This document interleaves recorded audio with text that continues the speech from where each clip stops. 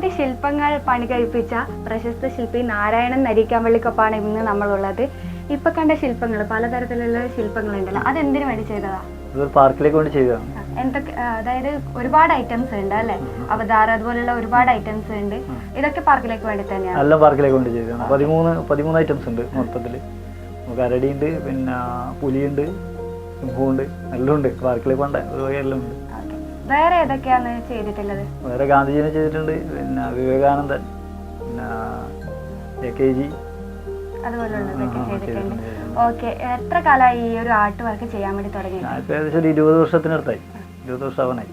സിനിമയിലൊക്കെ ചെയ്തിട്ടുണ്ടെന്ന് കേട്ടു. ഏതൊക്കെയാണ് ചെയ്തിട്ടുള്ളത്?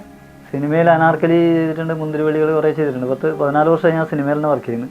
അപ്പോൾ ഇപ്പം കുറച്ച് ഒരു കൊല്ലത്തിനടുത്തായി കുറച്ച് വീട്ടിൽ വയ്ക്കുന്നു. ശില്പത്തിൻ്റെ വർക്ക് ഉണ്ടായതുകൊണ്ട് ഇതിൻ്റെ വർക്കിനിപ്പം ശില്പത്തിൻ്റെ വർക്കിനിപ്പോൾ ഒരു കൊല്ലമായി തുടങ്ങിയിട്ട്.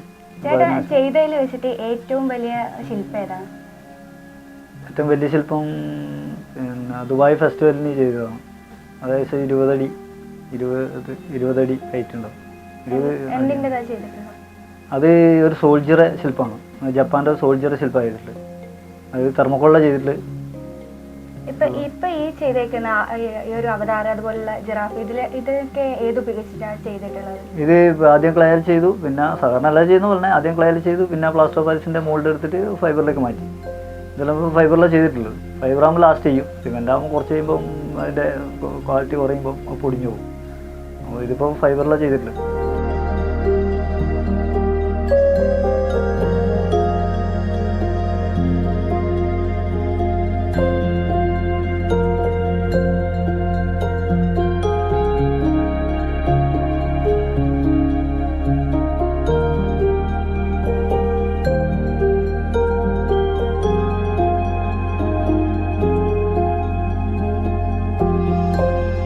എന്തായാലും പിലാത്രയിലെ ഒരു പ്രശസ്തമായ ഒരു ശില്പി തന്നെയാണ് നാരായണൻ ചേട്ടൻ.